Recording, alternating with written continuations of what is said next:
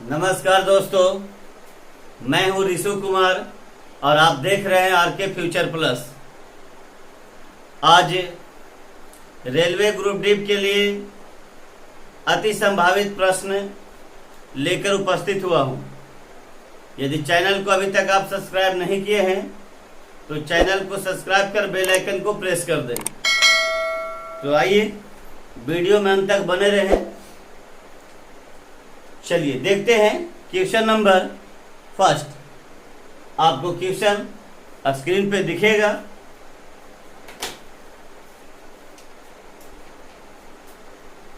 Question है 8 अवलोकनों का माध्य 10.5 है।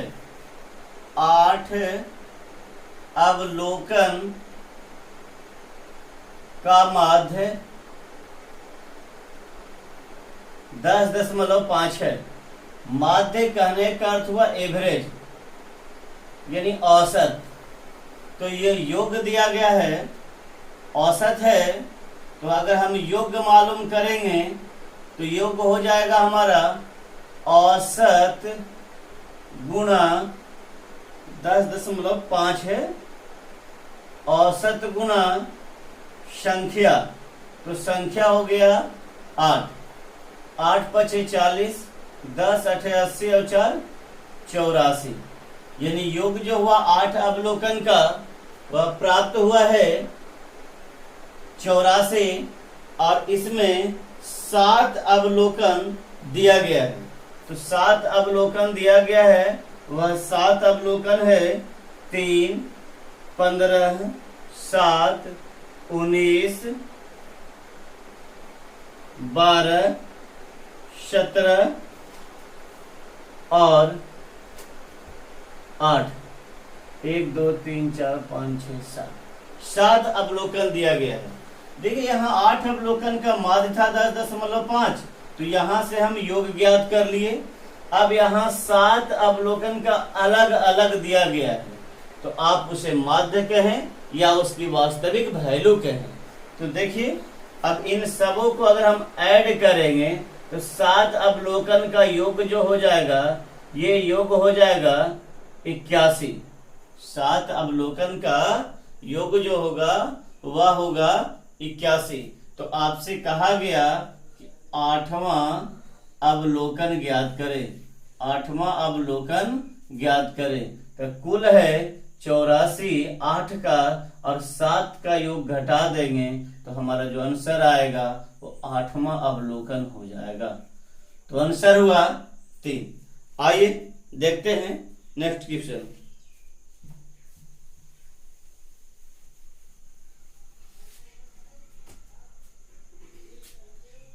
आगे जो क्वेश्चन है वह रेंज से है। तो देखिए इसमें लिखा है 9 5 संख्या को पहले लिख देते हैं। 9 3 4 7 8 4 8 9 5 9। अब इसमें आंकड़ों का कहा कि परिसर ज्ञात करें। परिसर कहे या रेंज कहे। अब इसका वैल्यू निकालने के लिए आपको मैक्सिमम वैल्यू में से मिनिमम वैल्यू को घटा देना है। इसका मैक्सिमम वैल्यू है 9 और मिनिमम वैल्यू है 3, तो आपका आंसर प्राप्त हुआ 6। अगर परिसर पूछा जाए या उसे आप रेंज कर सकते हैं, तो ऐसे स्थिति में आप मैक्सिमम वैल्यू यानी कि बड़ा में से सबसे बड़े मान में से सबसे छोटा मान को घटा देना है। आइए देखते हैं नेक्स्ट क्वेश्चन। यदि 2 पूरक कोणों का अनुपात दिया गया है। 2 पूरक कोण है, कोण ए और कोण बी लिख लिए। कोण ए और कोण बी, इसका अनुपात है 11:7। तो कहता है कि छोटा कोण ज्ञात कीजिए। तो पूरक कोण, पूरक कोण यानी कि जब 2 कोणों का योग, 2 कोणों का योग, पूरक कोण यानी कि 2 कोणों का योग अगर 90 डिग्री हो, 2 कोणों का योग 90 डिग्री हो तो वह पूरा कोण कहलाता है। यहां देखिए दोनों कोणों का योग आपका 90 बोला है, हमारे हिसाब से हो जाएगा दोनों कोणों का योग 18। लेकिन प्रश्न में कह रहा है कि 18 नहीं, पूरा कोण 90 है, तो इसे 90 बनाने के लिए पाई से गुणा कर देंगे। यदि हम कुल में पाई से गुणा किए हैं तो प्रत्येक में पाई से गुणा हो जाएगा। अब देखिए, आपसे छोटी संख्या, छोटा कोण पूछा जा रहा है, तो छोटा कोण 7 है, तो 7 पचे 35 डिग्री। अगर बड़ा कोण पूछता तो 55 डिग्री। लेकिन आपसे पूछा है कि छोटा कोण ज्ञात करें, तो छोटा कोण हमारा हो जाएगा 35 डिग्री आंसर। आइए देखते हैं नेक्स्ट क्वेश्चन।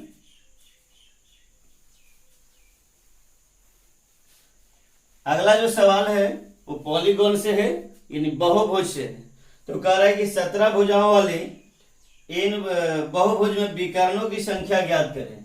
यानी यहाँ पर n बराबर n, यानी भुजा दिया गया है 17 है। तो किसी भी समबाहुभुज बहुभुज के विकर्णों की संख्या अगर आपसे पूछा जाए तो विकर्ण की संख्या ज्ञात करने का जो फार्मूला है वह होगा n इंटू एन माइनस 3/2। तो यहां देखिए n का वैल्यू दिया गया है 17 है, गुणा 17 में से 3 जाएगा 14/2, 2 सते 14, 17 सते 119। यानी यहाँ विकर्णों की संख्या होगा वह होगा 119। आइए देखते हैं नेक्स्ट क्वेश्चन। आगे जो क्वेश्चन है वह है वेन डायग्राम से। यहां देखिए कहा है कि एक चित्र एक कक्षा में 3 भाषाओं का अध्ययन। तो यहां पर देखिए सबसे पहले एक डायग्राम बना देते हैं।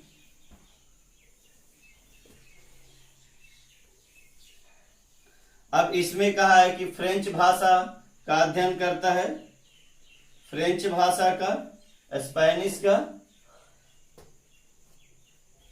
उसके बाद जैपनीज है, जैपनीज का। अब इसमें दर्शा रहा है फ्रेंच है 23, 20, 32, 4, 5, 7, 9। तो क्वेश्चन पूछा जा रहा है कि ऐसे कितने छात्र हैं जो स्पेनिश और जैपनीज का अध्ययन करते हैं लेकिन फ्रेंच का नहीं।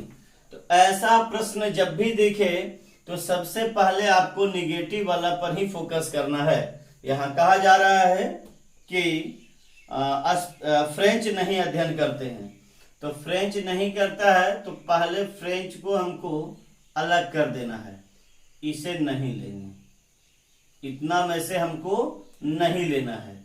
अब इसके बाद जो है ऐसा संख्या ढूंढिए जो स्पेनिश और फ्रेंच दोनों, स्पेनिश और जैपनीज दोनों को दर्शाता है। तो अगर 32 आप लेंगे तो ये केवल आपका स्पेनिश का होगा, अगर 9 लेंगे तो केवल और केवल जैपनीज का होगा, लेकिन दोनों चाहिए तो आंसर होगा हमारा 7। यहाँ देखिए स्पेनिश और जैपनीज दोनों का अध्ययन करने वाला संख्या होगा वह होगा 7। तो आइए देखते हैं नेक्स्ट क्वेश्चन। इसमें किसी को कोई दिक्कत नहीं होना चाहिए।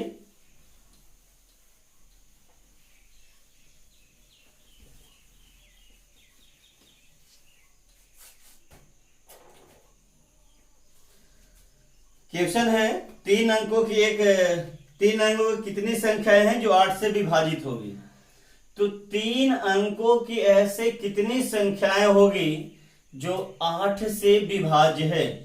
तो 8 से विभाज्य है, तो इसमें आप सबसे पहले क्या करेंगे कि प्रथम संख्या मालूम कर लेंगे, अंतिम संख्या मालूम कर लेंगे, और डिफरेंस आपका दिया गया है 8 का, क्योंकि 8 से कटेगा तो अगली संख्या जब 8 ज्यादा होगा तभी वह पूरा पूरा कटेगा, यानी इसका डिफरेंस जो होगा वह 8 का होगा।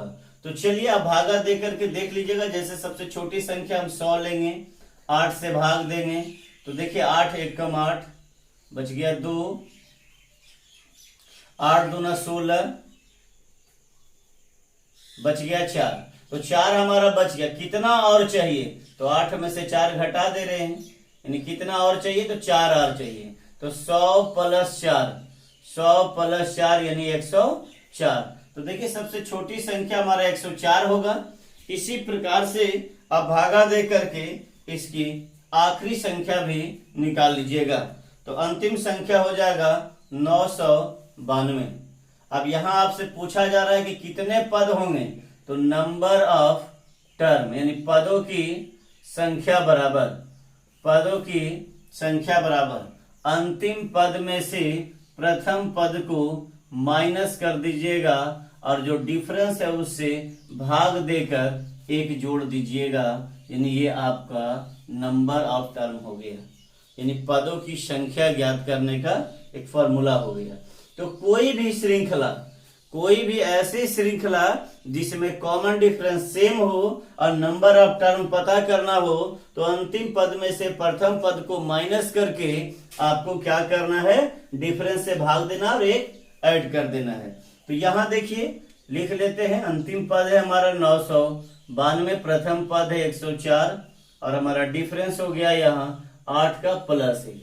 अब यहां देखिए 12 में से 4 गया तो 8, यहां बच गया 8, 9 में से 1 गया 8 बटा 8 प्लस 1, काट दीजिए 111 बार में कट जाएगा तो 111 और 112, यानी हमारा ऐसे 112 ऐसी संख्या है, 112 ऐसी संख्या प्राप्त हुआ है जो सबसे 3 अंकों की छोटी संख्या 112 होगा जो 8 से कट जाएगा, यानी 112 संख्या प्राप्त होगा। जैसे 104 होगा, फिर आगे 112 होगा, 8 4 12, फिर 112 होगा, फिर 112 के बाद 112 का मतलब ये नहीं समझिएगा कि एक संख्या 112 होगा। 112 यानी कि 3 अंकों की संख्या में 112 संख्या ऐसी आएगा जो सभी 8 से पूरा पूरा विभाजित हो जाएगा। तो आइए देखते हैं नेक्स्ट क्वेश्चन। एक त्रिभुज की भुजाएं, कोई त्रिभुज है जिसकी भुजाएं दिया गया है 5 12 और 13 है। चलिए एक त्रिभुज बना देते हैं। ये एक त्रिभुज है जिसमें 5 12 और 13 इसकी भुजा है। कहता है इस त्रिभुज के तीनों भुजाओं के मध्य बिंदुओं को जोड़कर, तीनों के मध्य बिंदु को जोड़ करके कहा है कि एक त्रिभुज बना दीजिए। तो एक त्रिभुज बना दिए तीनों के मध्य बिंदु को जोड़ करके, तो कहता है कि छोटा त्रिभुज का क्षेत्रफल ज्ञात करें। तो देखिए इसमें 1 2 3 4 जो त्रिभुज प्राप्त होगा वह सभी समान संख्या में प्राप्त होगा। तो अगर छोटा त्रिभुज का क्षेत्रफल ज्ञात करना है तो पूरे त्रिभुज का क्षेत्रफल निकाल करके 4 से भाग दे दें।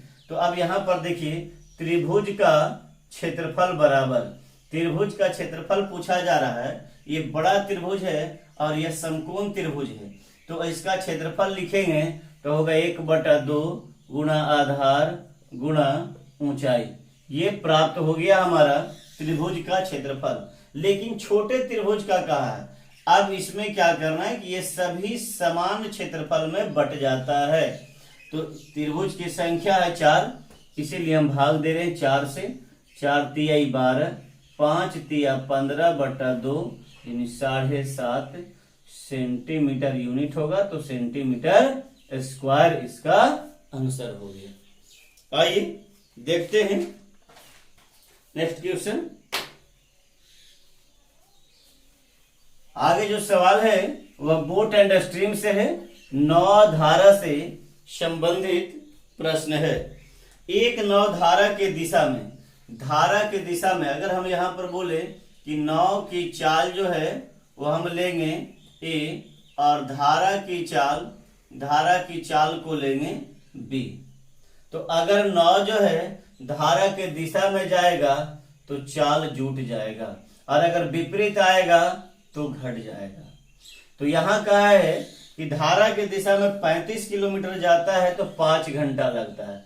तो हमें चाल पता करना है, तो दूरी बटा समय 5 सते 35, यानी कि धारा के दिशा में 9 की चाल 7 किलोमीटर प्रति घंटा है।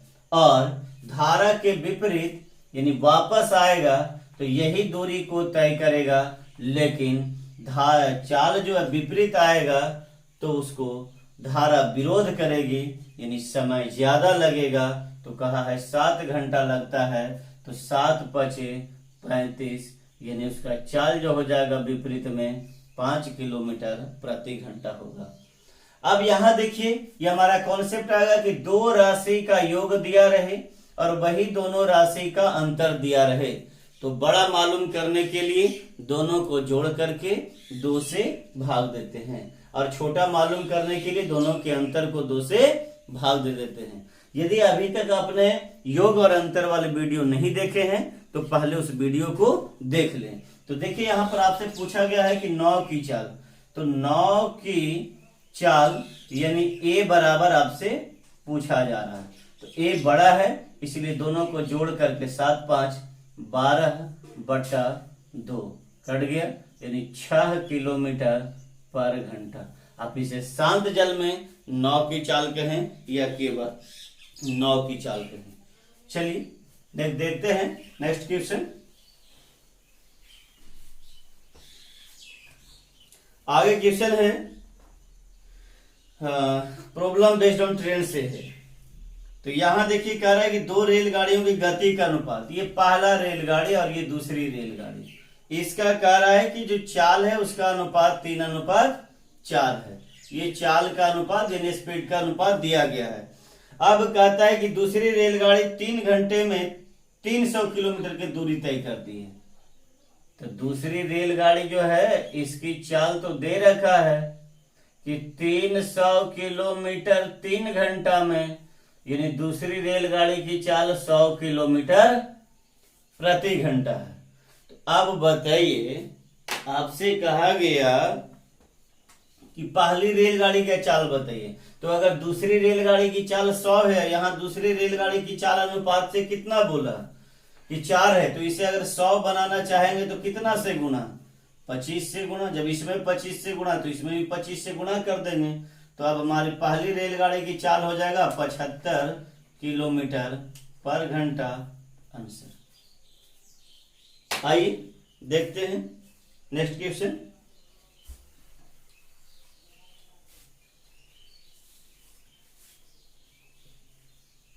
अगर इसमें कोई ऐसे प्रश्न जो समझ में ना आया हो तो आप कमेंट में जरूर लिखिएगा, हम अगले वीडियो में उसे बता देंगे। लिखा है कि पहले 50 प्राकृत संख्याओं का मध्यमान क्या होगा। प्राकृत संख्या 1 2 3 4 ... 50। अब यहां देखिए, आपसे कहा गया कि 50 प्राकृत संख्या का औसत ज्ञात करें। औसत कहे या माध्य कहे, तो कोई भी ऐसी संख्या जिसकी कोई ऐसी श्रृंखला जिसके कॉमन डिफरेंस सेम हो, कोई भी संख्या हो, चाहे वो सम का हो, विषम का हो, प्राकृत संख्या का हो या पूर्ण संख्या का हो, यानी ऐसी श्रृंखला जिसके कॉमन डिफरेंस सेम हो। जैसे यहां देखिए अंतर सब में 1 का आ रहा है, चाहे अंतर जितना का है, अंतर अगर सेम हो और अगर आपसे माध्य कहे या औसत कहे, तो ज्ञात करने के लिए पहला और अंतिम को जोड़ करके 2 से भाग दे देना है। तो आपका आंसर हो गया 25.5। तो आइए देखते हैं नेक्स्ट क्वेश्चन।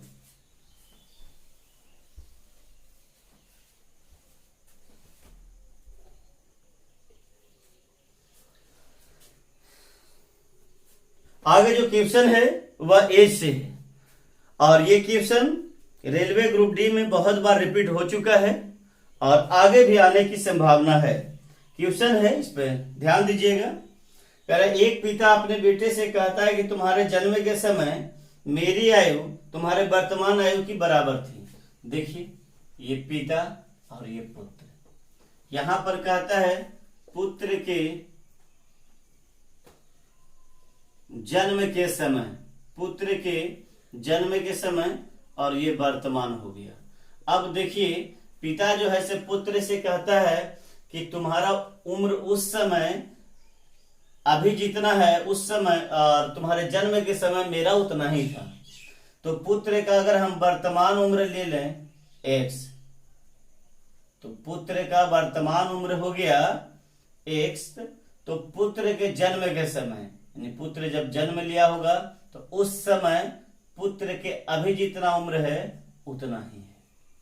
तो देखिए यहां 0 से वर्तमान आने के लिए पुत्र की उम्र में कितना का वृद्धि हुआ, x का।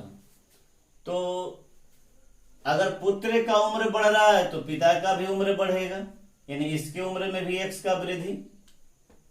तो बताइए पहले से पिता x था पुत्र के जन्म के समय, और वर्तमान में x का वृद्धि हो गया वर्तमान आने के लिए, तो x प्लस x ये हो गया 2x।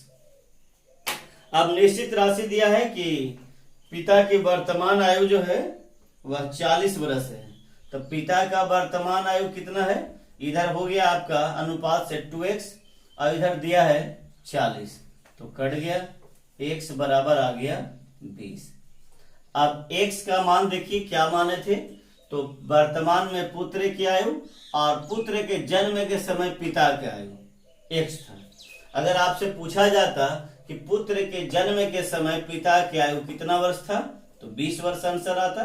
या अगर पूछा जाता कि पुत्र की वर्तमान आयु क्या है, तो 20 वर्ष हो गया, और पिता का वर्तमान आयु दिया हुआ है। आपसे पूछा जा रहा है 5 वर्ष पहले पुत्र की आयु, तो यहाँ पर देखिए वर्तमान में पुत्र की आयु जो है वो आपका 20 वर्ष है। तो आपसे पूछा गया कि 5 वर्ष पहले, तो 5 वर्ष पहले, तो 20 में से 5 माइनस कर देंगे, आपका आंसर हुआ 15 वर्ष। आइए देखते हैं नेक्स्ट क्वेश्चन।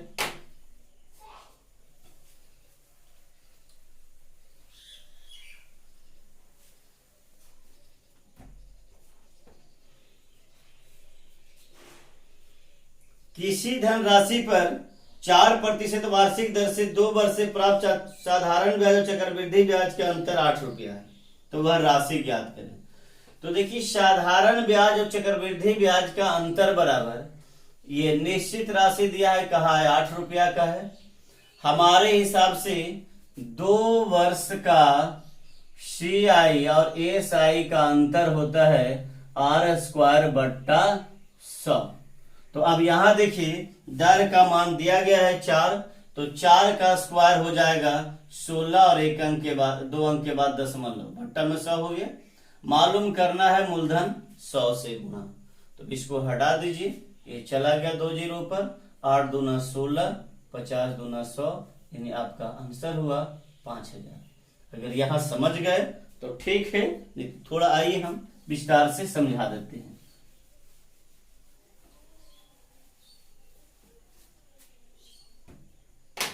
देखिए अगर हम लिया मूलधन 100 है, तो और दर दिया है 4, समय दिया है 2, तो यदि हम इसे लिखेंगे चक्रवृद्धि ब्याज, तो चक्रवृद्धि ब्याज होता है 2 वर्ष का, तो इसको हम लिखते हैं 2R प्लस R² बट्टा 100, 2R प्लस R² बट्टा 100। तो देखिए यहाँ 4 का स्क्वायर 16 और 2 अंक के बाद दशमलव देना है, फिर 4 दूना 8। और अगर आपको साधारण ब्याज लिखना है तो RT लिखेंगे, तो 4 दूना 8। अब निश्चित राशि दिया है कि दोनों के बीच में 8 रुपया का अंतर है। हमारे हिसाब से साधारण ब्याज और चक्रवृद्धि ब्याज में 0.16 का अंतर है। मालूम करना है, राशि ज्ञात करो, 100 से गुणा कर देंगे, इसको हटाए 2 जीरो ऊपर, 8 दूना 16, 50 दूना 100, इसका 5000 आंसर। आइए देखते हैं नेक्स्ट क्वेश्चन।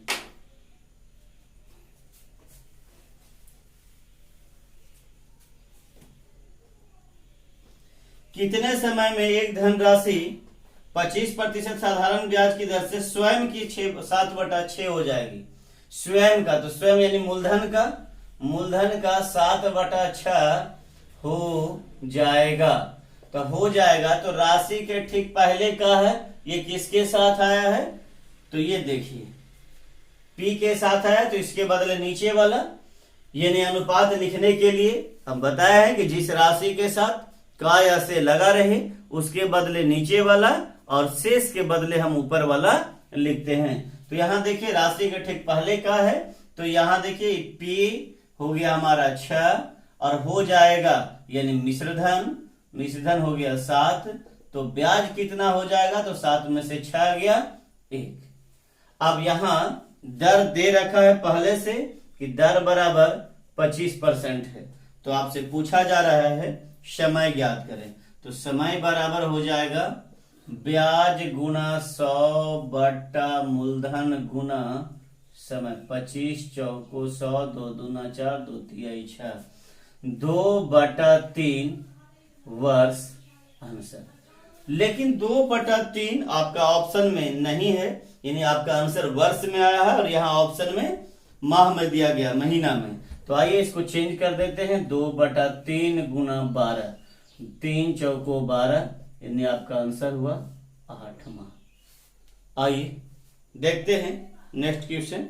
और आगे जो क्वेश्चन है वह है 5.13 से। ये भी आपका इंपॉर्टेंट क्वेश्चन है, ध्यान दीजिएगा। एक टैंक 6 घंटे में 3 पाइप है, 3 पाइप है X, Y और Z, और कहता है कि तीनों द्वारा भरा जाता है। लेकिन सवाल है कि Z जो है Y से 3 गुना, Z Y से 3 गुना और Y X से 2 गुना तेज भरता है। तो ये जो भरने की बात कर रहा है यह क्षमता को दर्शा रहा है, क्षमता को दर्शा रहा है, यानी इफिशियंसी। तो देखिए अब x से ये दुगना, तो अगर हम x का मान 1 लेंगे तो y का मान 2 हो जाएगा, इससे दुगना हो गया। अब देखिए इससे ये 3 गुना, तो 2 तिहाई 6। तो बगल में लिख दे रहे हैं, ध्यान दीजिएगा कि जो क्षमता होता है, इफिशियंसी जो उसका काम करने का दर है, क्षमता जो है वह समय का व्युत्क्रमानुपाती होता है। यदि क्षमता ज्यादा है तो कम समय में पूरा कर देगा, और अगर इफिशियंसी कम है तो ज्यादा समय लेगा। तो आइए अब यहाँ हम समय लिख लेते हैं, यानी समय हो जाएगा क्षमता का व्युत्क्रमानुपाती। अगर इसका अपोजिट करेंगे तो 1/1, इसको करेंगे 1/2, इसको करेंगे 1/6। अगर आपने रेशियो वाले वीडियो अभी तक नहीं देखे हैं तो पहले उस वीडियो को देख लें।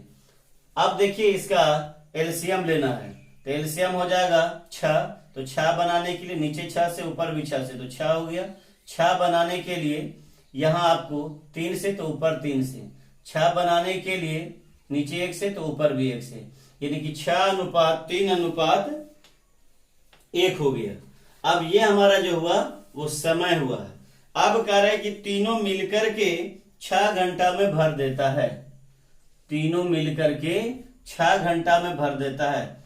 तो बच्चे यहाँ पर गलती क्या करते हैं, अनुपात में लिख लिए और 6 3 9 और 1 10 से भाग देते हैं। बताइए अगर X अकेला भरे तो 6 घंटा और B अकेला भरे तो 3 घंटा और Z अकेला भर दे तो 1 ही घंटा में। अब तीनों मिलेगा तो और ज्यादा समय लगेगा।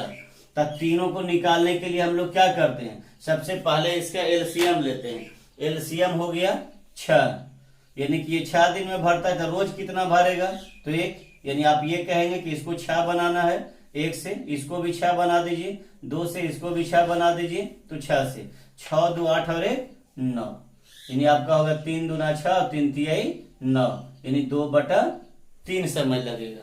तो यहाँ कहा कि 6 घंटा हमारे हिसाब से 2/3, 3 को ऊपर लेके चल गए, जो मालूम करना है उसे गुणा कर देंगे। तो पूछा जा रहा है x द्वारा भरने में कितना समय लगेगा। तो देखिए x का समय क्या है, तो 6 है। तो चलिए काट देते हैं, 2 तिहाई 6, 6 तिहाई 18, 18 तिहाई 54, यानी आपका आंसर हुआ 54 घंटा। आइए देखते हैं नेक्स्ट क्वेश्चन।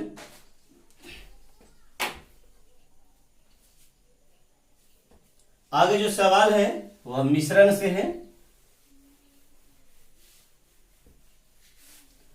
एलिगेशन का भी क्वेश्चन एक न एक पूछा जा रहा है। 35 लीटर के एक मिश्रण में दूध और पानी का अनुपात, देखिए दूध और पानी का अनुपात 4:1 है। अब प्रश्न में कह रहा है कि मिश्रण 35 लीटर है। अगर हम अनुपात से देखेंगे तो मिश्रण कितना होगा, 35 नहीं 5 होगा। लेकिन अब इसे 35 बनाना है, तो 35 बनाने के लिए इसमें 7 से गुणा कर दें तो इसमें भी 7 से हो जाएगा, इसमें भी 7 से हो जाएगा।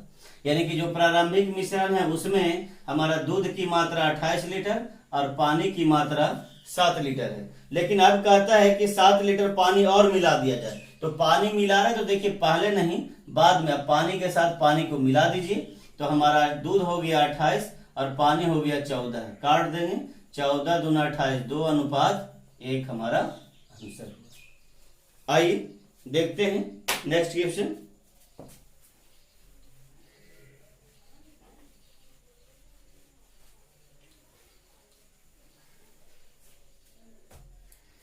क्वेश्चन है कि अमित 20 चॉकलेट 40 मिनट में पैक करता है। तब 20 चॉकलेट पैक करने में 40 मिनट लगता है, यानी कि 40 मिनट में 20 चॉकलेट पैक करता है। यदि आपको कुछ पता नहीं है तो कहा है कि दोनों 1 घंटा में कितना पैक करेगा। तो दोनों के लिए ना, तो इस 60 मिनट में कितना पैक करेगा, तो इसे 60 बनाने के लिए आप इधर सोचिए कि अगर हम 60 अगर हम 40 से गुणा कर देंगे तो ये तो कट जाएगा, 60 मिनट हो जाएगा। इधर आपको इमेजिन करना है, काम इधर करना है। तो 60/40 से, तब 20 दूना 40 और 20 तिहाई 60, यानी कि 30 चॉकलेट पैक करेगा। आगे कहता है कि गुणित जो है वो 30 चॉकलेट 45 मिनट में। देखिए ये 45 मिनट में पैक कर देता है, 45 मिनट में 30 चॉकलेट पैक करता है। तो इसको भी 1 घंटा बनाना है। तो 60/45 आपको केवल इमेजिन करना है, 60 मिनट हो जाएगा। इधर भी 60/45 से गुणा कर देंगे, 15 तिया 45, 15 चौको 60, 3 दहाई 30, यानी कि इधर आ जाएगा आपका 10 चौको 40। तो 1 घंटा में ये 30 गो और दूसरा वाला जो है वो 40 गो। तो कहता है कुल कितना करेगा, तो 40 और 30 70। आपका आंसर हुआ 70। आइए देखते हैं नेक्स्ट क्वेश्चन।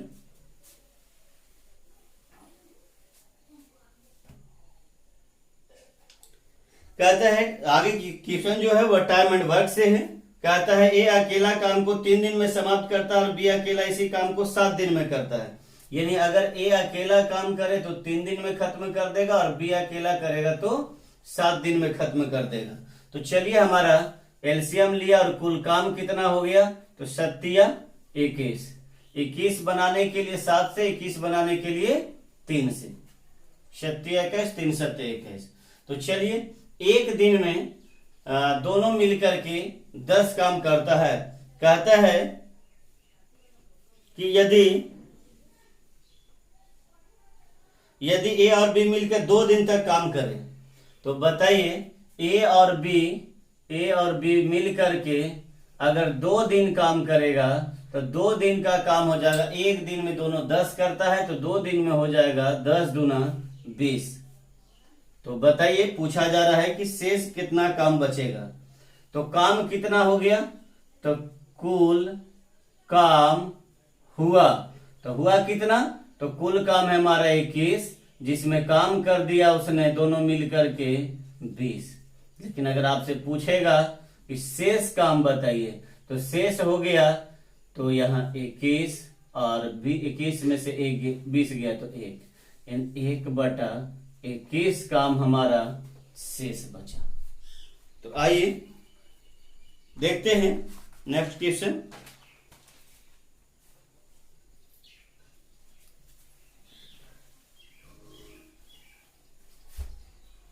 यदि एक त्रिभुज की सभी भुजाओं की लंबाई का अनुपात है, कोई त्रिभुज है, पता नहीं उस त्रिभुज का क्या दिया है, लेकिन लिख देते हैं हम ABC एक त्रिभुज है। अब इसमें कह रहा है कि इसकी भुजा का अनुपात, तो देखिए अगर हम बोले कि AB एक भुजा है एक बीसी भुजा है और एक एसी भुजा है। तो यहाँ कह रहा है कि 2:3:4 है। अब कहता है इसका परिमाप 63 है, इसका परिमाप 63 है। तो कोई भी ज्यामितीय आकृति का परिमाप का अर्थ होता है उसके चारों ओर से बाहरी भुजाओं का योग। तो यहां कहा बाहरी भुजाओं का योग 63 है। परिमाप अगर दिया है तो यहाँ चारों ओर से इसकी बाहरी भुजाओं का योग 63 बोला है। तो अब देखिए 63 कहा है, हमारे हिसाब से 4 3 7 और 2 9 है, लेकिन प्रश्न में कहा है कि 63 होगा। तो 63 बनाने के लिए 7 से गुणा। अब कुल में 7 से गुणा किए हैं तो प्रत्येक में भी 7 से गुणा कर देंगे। अब देखिए यहाँ 7 दूना 14 एक भुजा हो गया, 7 तिया 21 हो गया, 7 चौक 28 हो गया। आपसे जो भी पूछे उसका जवाब देंगे। अगर आपसे कहे कि सबसे बड़ी भुजा ज्ञात करो तो सबसे बड़ी भुजा हो जाएगा, देखिए यहाँ 28। अगर आपसे पूछा जाता, यहाँ बड़ी भुजा पूछा, आंसर हो गया 28। अगर आपसे छोटी भुजा पूछता तो 14 सेंटीमीटर। अगर आपसे दूसरी बड़ी भुजा पूछता तो 21 सेंटीमीटर। बड़ी भुजा और छोटी भुजा का अंतर पूछता तो 28 में से 14 घटा देते 14। बड़ी भुजा और दूसरी छोटी भुजा में अंतर पूछे, जैसे भी पूछेगा आप आंसर इतना करने के बाद आप दे सकते हैं। आइए देखते हैं नेक्स्ट क्वेश्चन।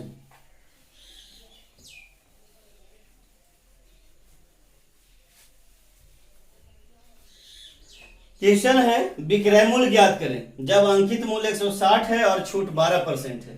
तो देखिए हमारा मार्क प्राइस दिया गया है, लेकिन हम यहाँ लिखेंगे कि मार्क प्राइस हमारा 100 है और डिस्काउंट कहा है कि 12 का देंगे। तो 12 देगा तो इसका विक्रय मूल्य कितना हो जाएगा 88। अब देखिए निश्चित राशि कह रहा है कि जब अंकित मूल्य 160, हमारे हिसाब से अंकित मूल्य 100, तो मालूम करना है विक्रय मूल्य क्या होगा। विक्रय मूल्य क्या होगा तो 88 से गुणा, 1 0 से 1 0। अब इसको नहीं काटते हैं, बाद में दशमलव बैठा देंगे।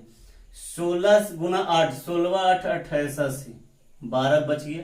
16 और 8 128, 8 2 10, 2 1 3 1 4 और 1 140, यानी आपका 1408 बटा 10 हो जाएगा। तो एक अंक के बाद दशमलव बैठा देंगे, आंसर होगा 140.8। आंसर हुआ 140.8। और आज का आखिरी सवाल जो है वह स्क्वायर रूट से है। स्क्वायर रूट का भी वीडियो ने पहले अपलोड किया है, 2-3 वीडियो अपलोड है। अगर आपने नहीं देखे हैं तो देख ले। और एक स्क्वायर रूट में 0.5, 0.6 या वैसी संख्या जिसका पूरा वर्गमूल नहीं ज्ञात किया जा सकता है, ऐसा क्वेश्चन भी बार बार रिपीट हो रहा है। अगर आपने अभी तक उस वीडियो को नहीं देखे हैं तो वीडियो को जरूर से देख ले। आगे क्वेश्चन है, कह रहा है 3 पर पावर 34 है प्लस 3 पर पावर 35 है और कहता है कि इसका वर्गमूल ज्ञात कीजिए। यानी इसका वर्गमूल आपसे पूछा जा रहा है कि क्या होगा। तो देखिए 3 पर पावर 34 और 3 पर पावर 35 चिन्ह प्लस का है, क्या कॉमन होगा इसमें? तो कॉमन होगा। क्या होगा कॉमन? तो ये छोटा वाला कॉमन ले लेंगे तो 3 पर पावर 34 कॉमन हो गया। यहाँ बचा 1 और यहाँ बच गया 1 बच जाएगा, 3 पर पावर 1 बचेगा यानी 3 बच जाएगा इसका स्क्वायर रूट। तो अब यहाँ देखिए 3 और 1 4 हो गया और ये आपका हो गया गुना में 3 पर पावर 34 इसका स्क्वायर। तो 4 है तो 4 को हम लिख देते हैं 2 गुना 2 और ये 3 पर पावर 34 है तो 3 पर पावर 17 गुना 3 के पावर 17। ऐसा क्यों लिखे हैं? क्योंकि आपने पढ़ा होगा कि a पर पावर m गुना a पर पावर n, अगर बेस समान हो तो ऐसे स्थिति में पावर जुट जाता है, यानी a पर पावर m प्लस n होगा। तो यहाँ भी देखिए अगर 3 और 3 बेस सेम है तो 17 17 34 हो जाएगा। अब वर्गमूल निकालना है तो 2 को 2 के बदले 1 2 बाहर निकल गया और 3 पर पावर 17 गुना 3 पर पावर 17, अगर 2 गो है तो 1 3 पर पावर 17 बाहर निकल गया। ये आपका आंसर होगा। तो वीडियो में अंत तक बने रहने के लिए धन्यवाद। जय हिंद, जय भारत।